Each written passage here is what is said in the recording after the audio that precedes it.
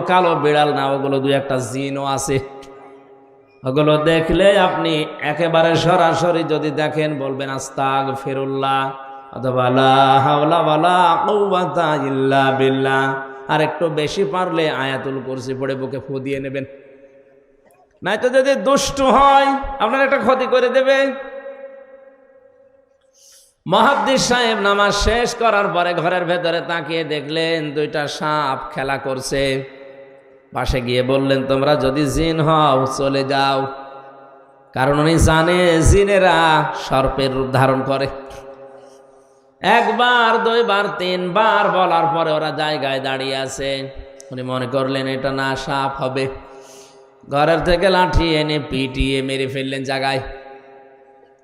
এই জিনদের বাবা মা, তাদের খবর হয়ে গেছে সন্তান কোথায়।